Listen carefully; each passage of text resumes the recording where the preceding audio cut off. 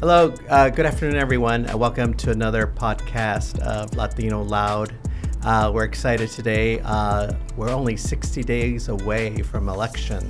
That's just around the corner.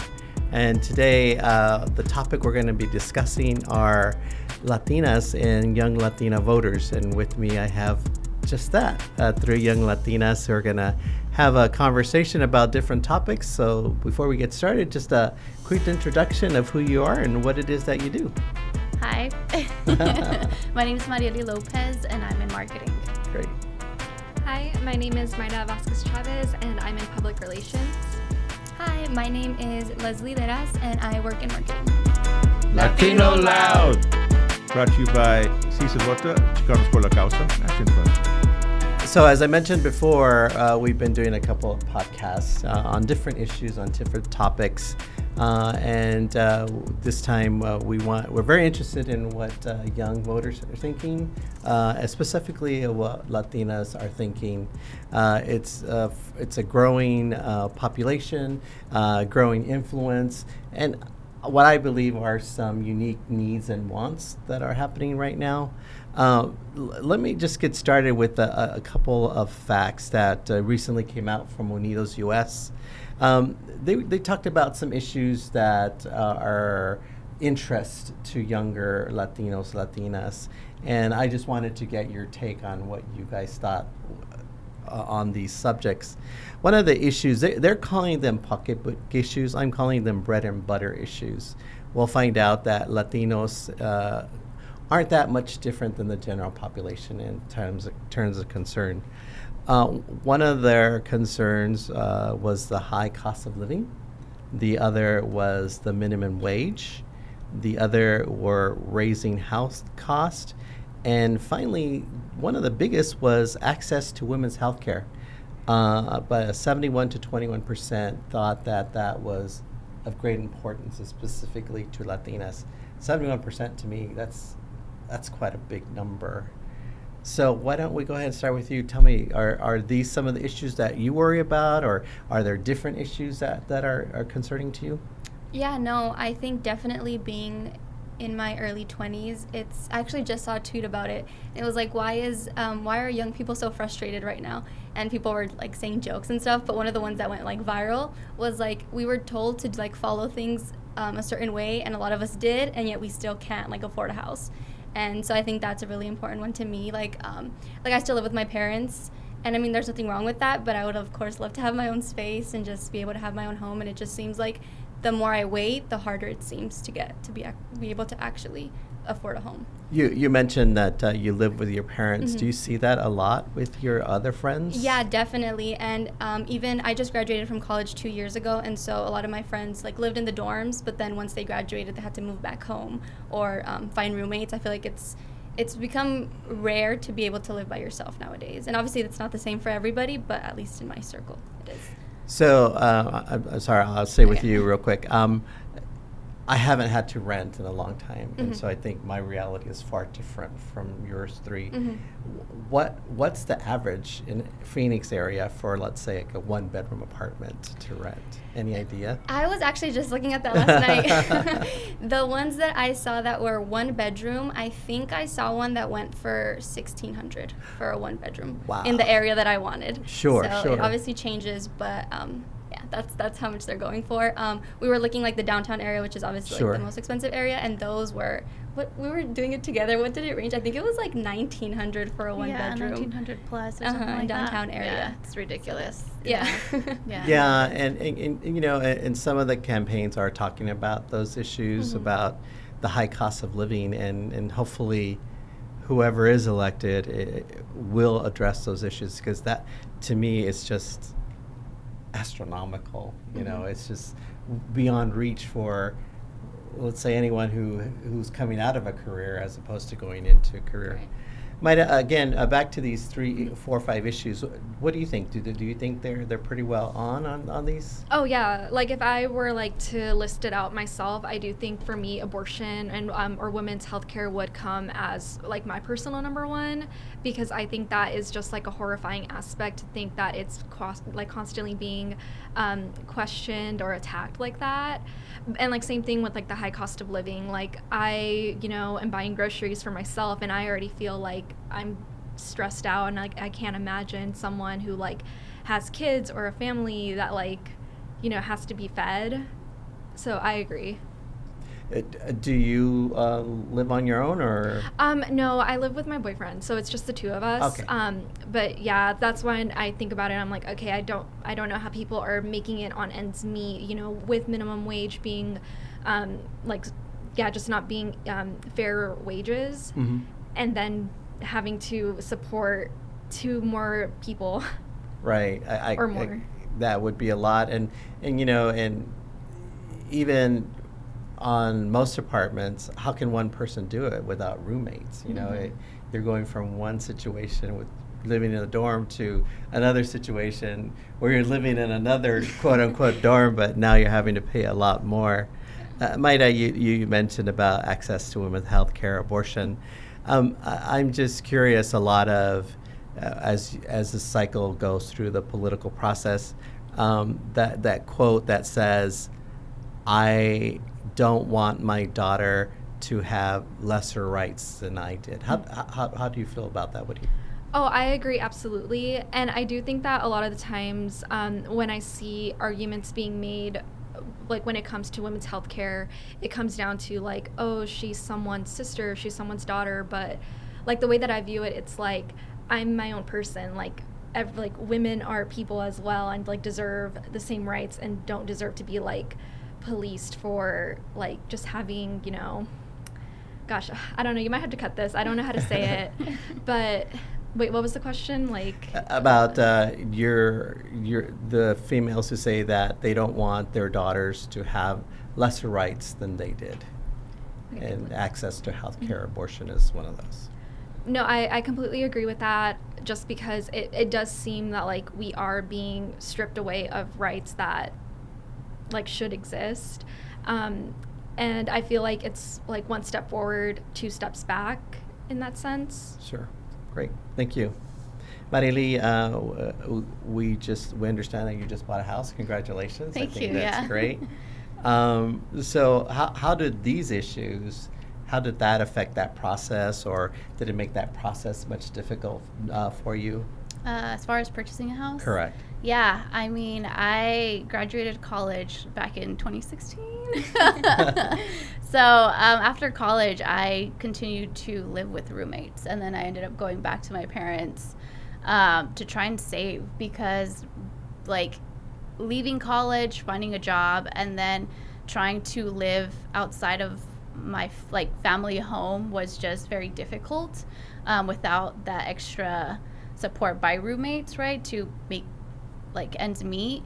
And so trying to live on my own while still having a goal of like purchasing a home was just very difficult. And so then the pandemic hit, and then it just was just like, what am I actually doing? Like it just made me focus more on like what like I need to accomplish this goal of purchasing a home. And so I made the decision of going back home.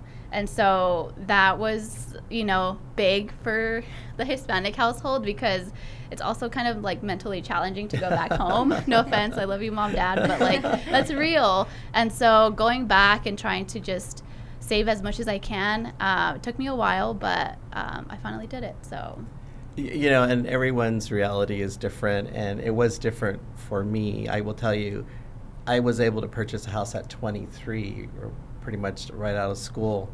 But I just don't think that's the reality anymore, because I think it's just becoming out of reach for anybody. My generation reads about your generation a lot because we're very interested. And one of the things that I keep reading, or I've read in the past, is that this generation, your generation, really doesn't want to own a home because they really don't want to be tied down. Is that a myth, or do you believe that's true, or is it just so out of reach and that's why people are saying that? I think it's that. I think that for a lot of us, it's so out of reach. First of all, let me just backtrack a little. I also purchased this home with the help of my partner. Okay. So like it was between the two of us that I was able to purchase this Sure. home and get into it.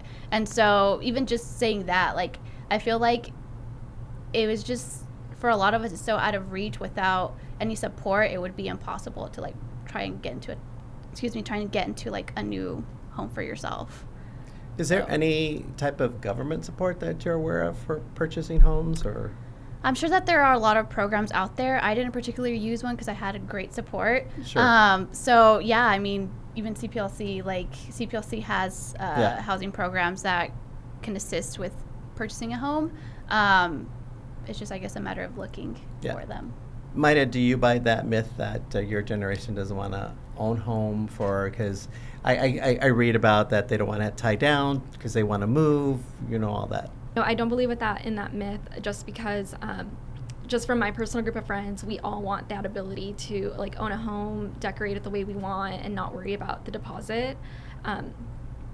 So do you believe, as they say, the cliche, the American dream, Mm-hmm. the American dream is buying a home. So you believe in that American dream, or is your American dream a little different? I say in the future, it's definitely, I would want a home eventually, long term. But I think for now, it's kind of, I don't know if I've just gaslit myself into thinking that right now it's just not going to happen. Then I'm like, it'll be okay to rent. Because I also heard the argument, or not an argument, but somebody said, they were like, if you pay a mortgage, that's the least you're going to have to pay. Whereas when you pay rent, that's like the most you're going to pay, right? And it made a lot of sense, because if you have like issues in your home, like plumbing, the AC goes out, that's your responsibility. Whereas if you're renting, you can just go to your landlord and be like, hey, I pay for these services, come fix it, kind of Sure. thing.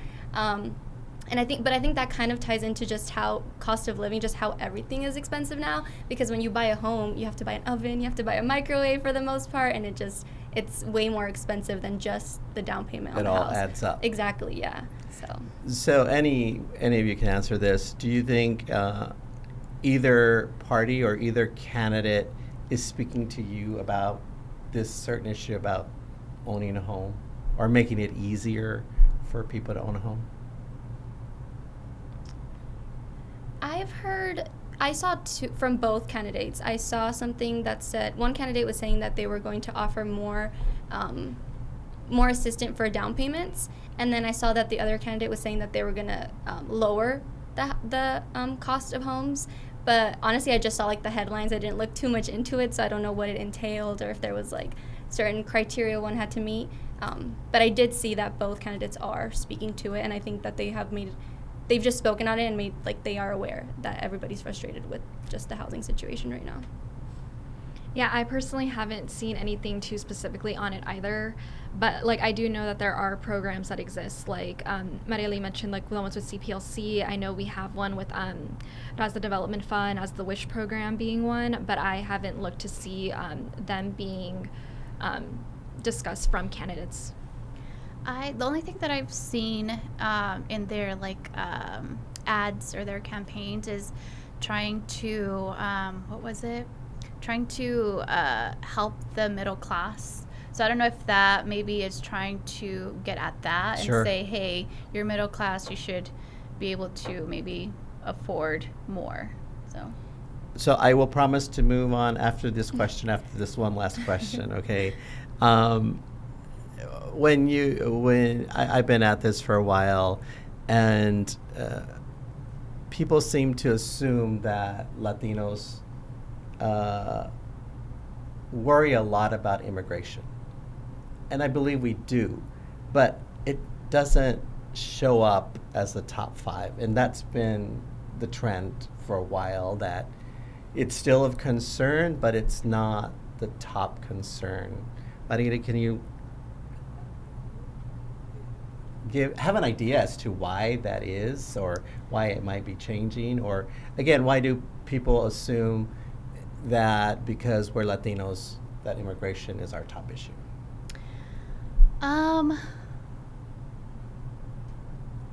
Well, I might need you to repeat the Sure. question, but just like initially when you just brought up immigration as a topic, and you saying that it's not in our top 5 issues, I think it's pretty interesting because I feel like it is. I feel like I'm not sure where you're pulling that information Sure. from because I feel like that's still a very top priority.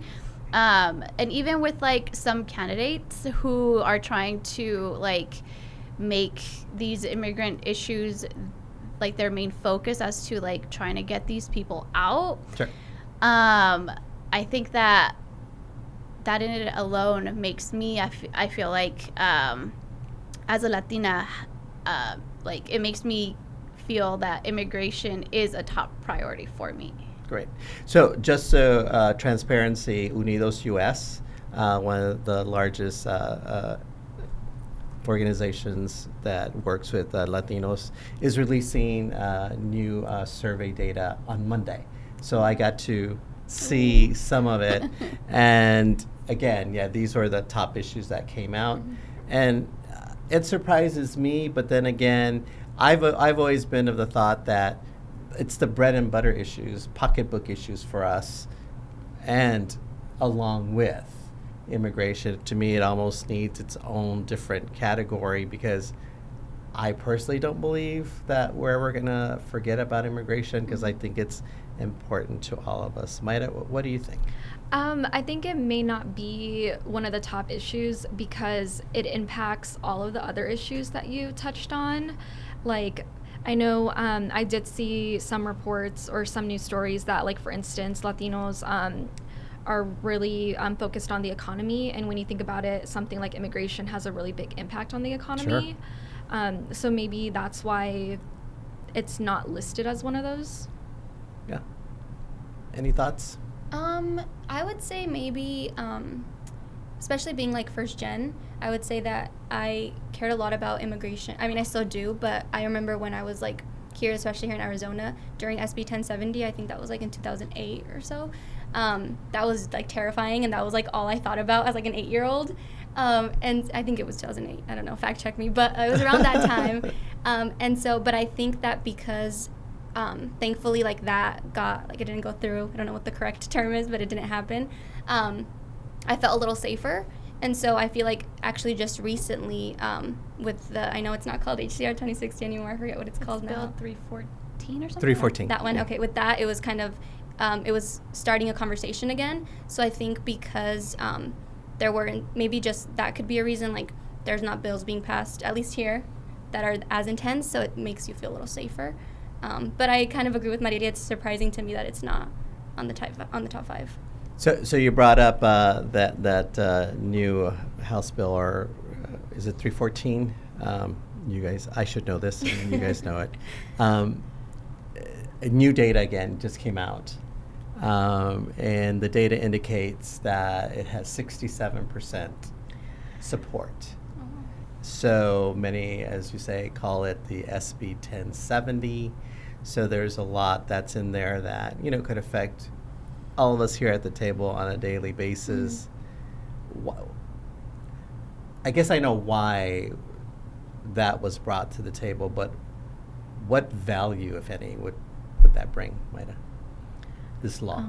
I don't think any. I think that I see more of the repercussions that can happen, again, with it just instilling so much fear and, like, again, impacting businesses. Again, I remember I was also a kid when SB 1070 was happening, and it just felt like it was terrifying, and also it just also felt like everyone hated us. Like, I remember Los Tigres del Norte said that they weren't going to tour in Arizona because of it, and I was like... That was big. Yeah, and it was just like, so just seeing that could be replicated again, I think it can only do damage to the state and to also people's livelihoods. Right. Yeah, I agree. I think that's kind of what it's funny how we both had like the same experience when I heard about that it was coming out and like what it meant. I was like, is this not just the exact same thing? And then it was kind of crazy to me because I remember like in 2008 I felt like there was more there were more people against it than now. I feel like nobody's talking about it as much. And so I would agree with Mayra. I just see like the repercussions of it and people just fearing living and just even being scared to just drive, honestly, like somewhere knowing that you can get pulled over. Maddie? Yeah, I don't think I can add any more. I Yeah. totally agree. I think it's just SB 1070 repeated all over again. And you know, as some as you might know, it did go through legal challenges, and it finally did make the ballot. So I think that's why organizations and groups are behind the eight ball in actually coming out against the proposed bill. But again, when you see those initial numbers of the amount of people that actually support it, it's going to be hard to fight with so much other things going on. Not that it is not important, because I think it's extremely important, but it's disheartening because I lived through SB 1070. I went down there personally. I marched. I had my white T-shirt on, and there were a sea of us out there protesting, and were able to kill it. But just to see it reared its evil head again, it's just like, I think it's just time to let's move on, because it's going to affect the state again. It's going to affect the reputation of the state again. But I'll get off my soapbox.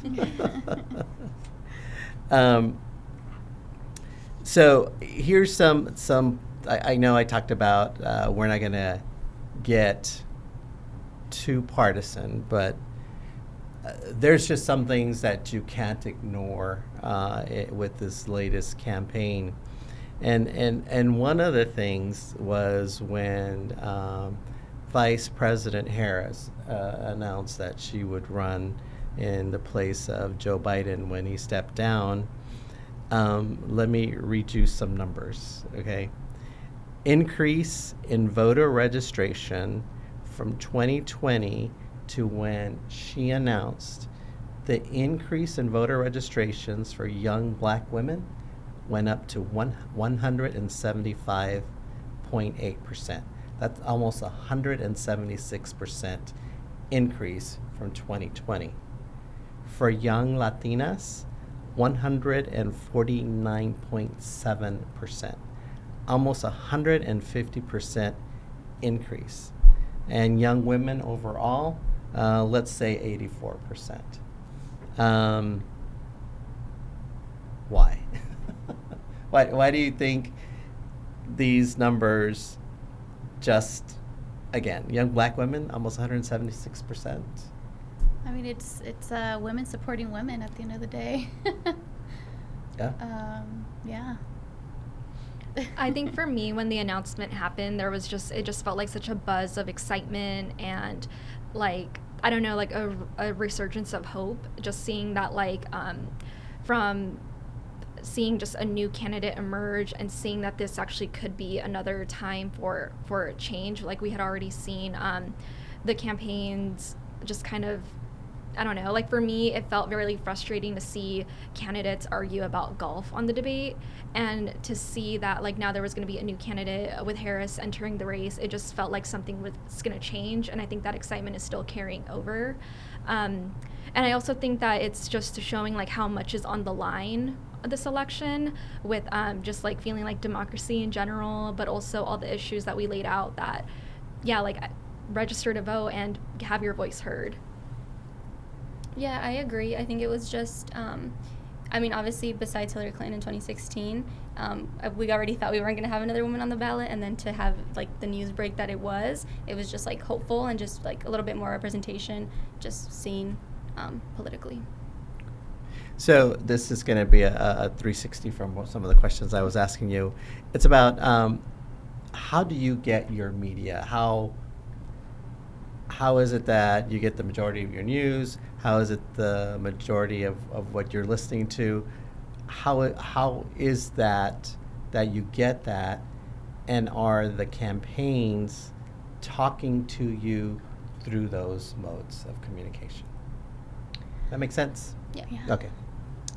The way that I consume information is social media, probably the majority of the time. Other times it's through podcasts. It's through independent journalists, through watching their little YouTube channels. I like to see information from both sides. So I'm constantly fed both campaigns. Not ashamed, but kind of ashamed.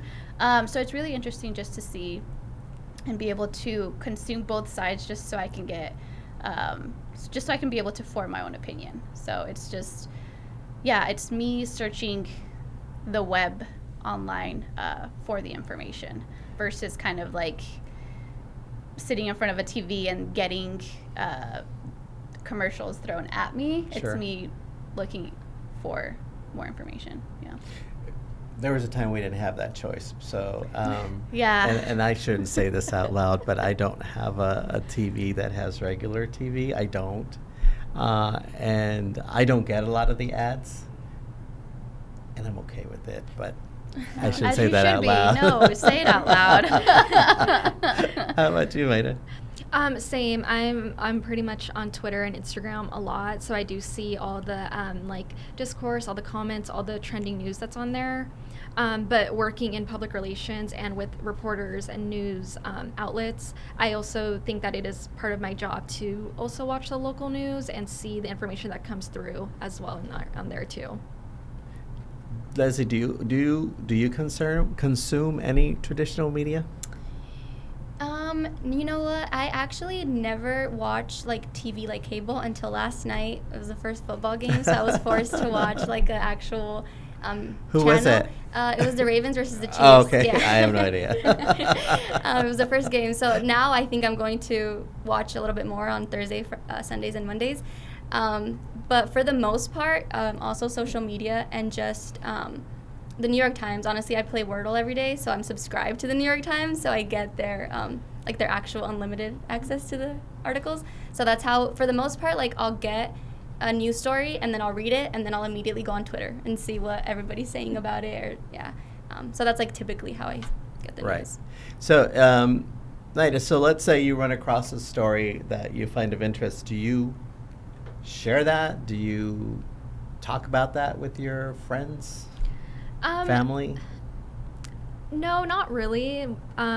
I mean, if it's something that is, again, like something crazy or I think on the bigger end of things, yeah. But if it's just something like, yeah, I would say probably not that much. Not that much. So, Marilee, so let's say, okay, I'm going to make a conclusion here. I'm going to make a conclusion that the three of you are very well versed on social media and receiving your news and consuming news. Do you think the three of you are normal for your age group, or do you think that you're different or unique in that situation?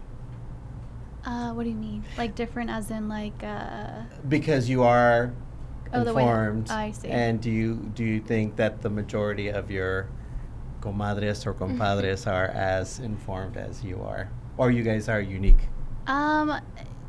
For me and my group of friends, I feel like they're very informed because we do talk about those things in our group chats. And like when something comes up, we'll like send it to each other and be like, yo, did you see this? Or like, how do you feel about this? And yeah, so I feel like I surround myself with friends that are very in tune, if not, yeah, definitely more than I am. And sometimes they're like showing me stuff and I'm just like, yo, I have not seen this, or like, what the heck is this?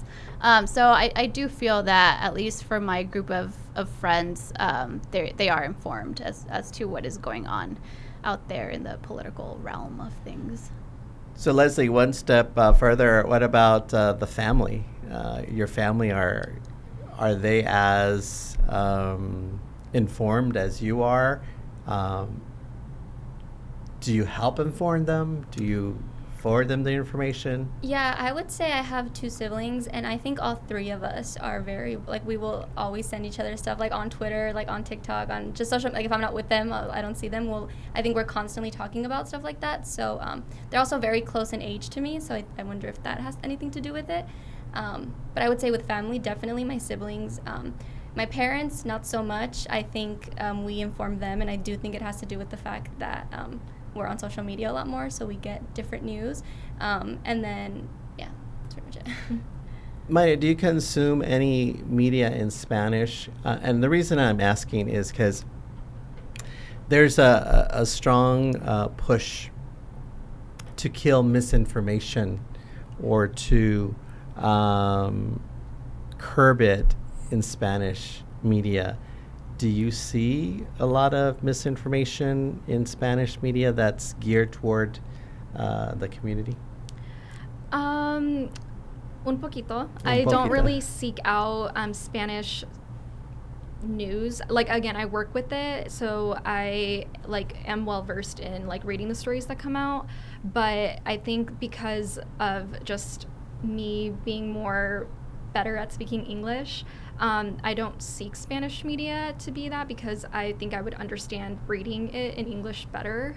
But I do see, again, that the dangers of misinformation happening in Spanish media sometimes, especially with the audiences that do consume Spanish media, being our abuelitas, our moms who may only speak who only speak Spanish and may not have the same resources that English media could tackle to have.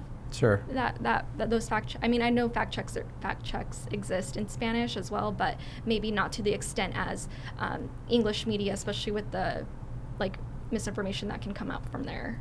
How about, do either of you two consume any Spanish media? Or? Not really. I guess when I was living with my parents, that's all that would be playing. Sure. But I guess I just kind of ignored it for the most time. And yeah, it was background noise. Yeah, it was background noise for me. So. I would say same. I don't willingly seek it, but I have a huge group chat with all my tias, and they'll send videos in there. And so sometimes I'm if that seems interesting, I'll click on it and watch a YouTube video. But that's I would say that's as far as it goes. For whatever reason, I do consume Spanish media, and I do see that a lot of misinformation, and it's what's even worse is that it takes on another life of its own, and one thing can lead to another, and you sit there and because you read it in Spanish, but then I think in English. That we all know what that's like, and I'm like, how can they get away with this, and it's so blatantly false. But I think that's another thing we have to overcome. So, Mayra, how will you tell your friends the importance of, number one, registering to vote if they're not, and number two, the importance of voting? I do feel like my group of friends is really already aware of that. I remember us being, again, kids and having these discussions, and yeah, I think just not a lot of us, no, I don't think any of us could have voted in the 2016 election. So it was a really, I don't know, from my experience, it was a really big deal that we were registered to vote, to be able to vote in the midterms and in the next presidential election when we were able to, just from seeing that we couldn't participate earlier. Sure. Mm-hmm. Yeah, I would say for the most part, most of my friends are also registered to vote. I think there is, I recently just helped somebody actually register to vote, and what I kept telling them, Yay. I was like, it's such a right to be able to vote in this country. There's people who are residents here that can't vote, that have been here their whole lives and can't vote. I'm do you know what a privilege it is that you can? And they were like, well, I don't care for either of the candidates. And I was like, well, there's so much more on the ballot that will affect you, so you don't. I know we were just having this conversation actually, but I think that's a good way to tell people that you don't have to, if you don't want to, vote for a candidate. You can. There's so much on the on the ballot that's on the line, that there's probably an issue that's going to affect you. Yeah, there's going to be 2 pages, and one district I think is going to have 3 pages. Mm-hmm. So there's a lot of important what we call down ballots to vote on that. I'm not sure if you guys are familiar with permanent early voting, the ballot that gets sent to you. To me, that makes sense, especially in something like this, because you can sit there and take Mm-hmm. your time and actually take a good look at everything that's happening, the pamphlets that are going to come out, just being informed overall, because it's gonna be a chore for all of us to get through that, but it's still going to be very key and very important, because down ballot are school initiatives, municipal initiatives, a lot of the questions that we're talking about are going to be there on as well. So back to the original question, Leslie, what do you, Mayra. Marilee. I went down the line. I apologize. Never mind. Anyway, we'll cut that one out. What's the importance of voting? Number one, the importance of registering to vote, and number two, the importance of voting.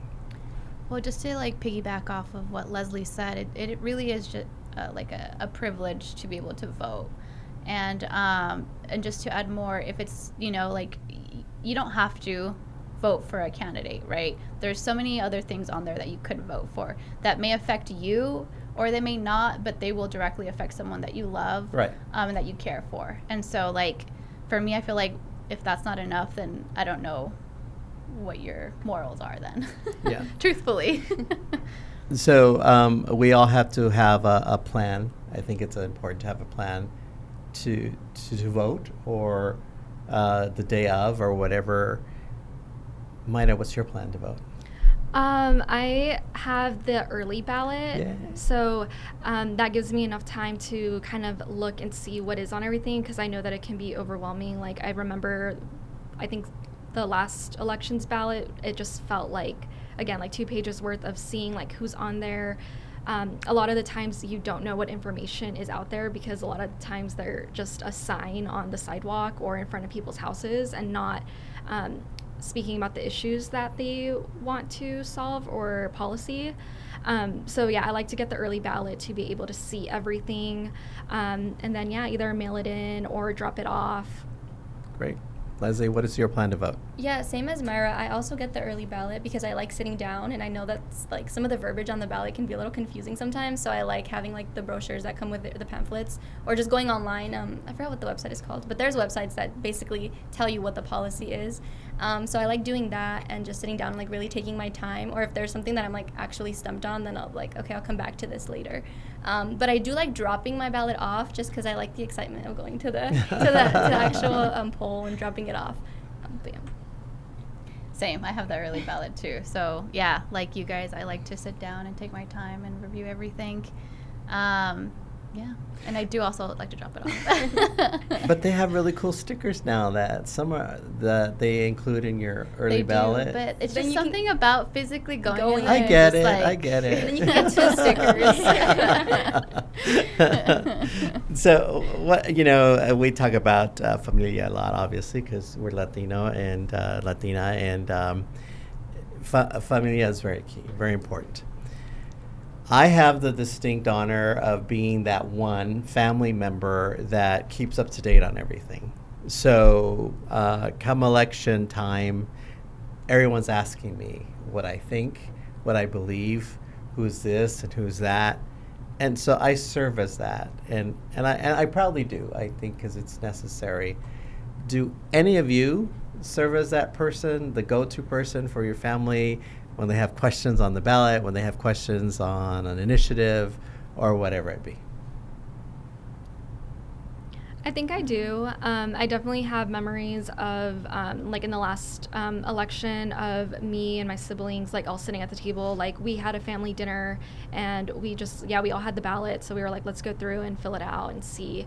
And again, with things like the little pamphlets or the websites or infographics on social media, it was really helpful to see and who to vote for or what to vote for as well. I just had that picture in my mind. I think that's so super cool. That's awesome. Yeah. I would say I don't think I am the person, just because, like I mentioned earlier, I think like my brother's also very well versed, so I think they'll go to him. Honestly, I think he dethroned me in that sense. But if they want a differing opinion, right? How about you, Marilee? Well, my parents can't vote, so I don't think. Yeah, I mean, I have an older sibling, but yeah, I don't. No. If anything, it'll be in our group chat with my friends, like, hey, for this bill, or like, what are you voting for? Or, like, if I have questions about something, I'll drop it in the group, and then, or vice versa, and we'll all just kind of talk about it. But That's great, but I'm glad you all have a plan. And one thing that I do want to stress is that we talk about Latino Loud a lot here, that we actually do have our website. And if you haven't visited the website, it's latinoloud.vote. Right there on that website, if you're from Arizona or Nevada, you can find ways that you could register to vote. But also, right now, you could go on to make sure to check your status if you are eligible to vote. Because sometimes, for whatever reason, if you move, you just moved, hopefully you updated your information, you can go on to latinoloud.vote as well and update your information. And in there, we do have information on some of the questions for the ballots and everything else you need to know about early voting, what you need to know about some of the issues that we discuss. There's a lot more information on there. Have any of you visited our website? What do you think about it? I visited it. I actually went on it to find the previous podcast because I wanted to see what the vibes were. So I like it. I think just in terms of the website, honestly, I didn't like to go too much into it. I just like how it looked, and it was pretty and colorful. So that's like all I can say. But it had a nice look to it. So. Good. That's key. It'll keep you coming.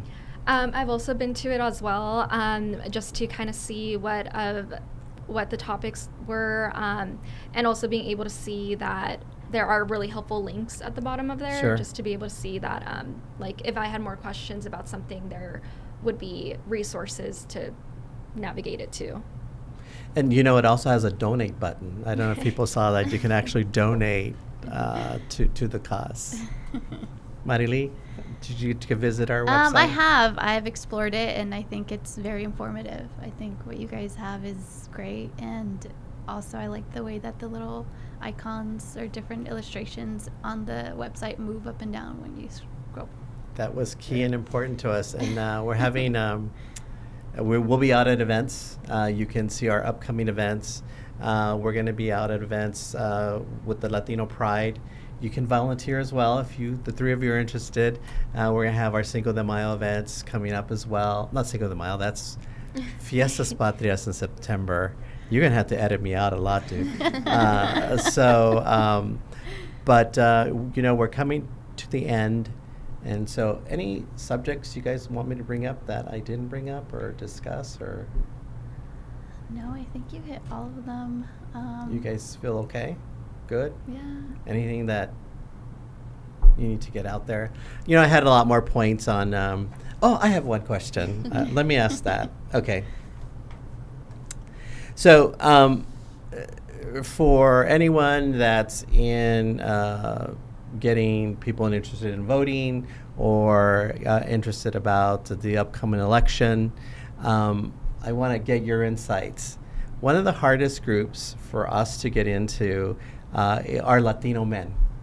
Latino men either aren't interested, they don't always see the value, and they don't show up in the numbers that Latina women do.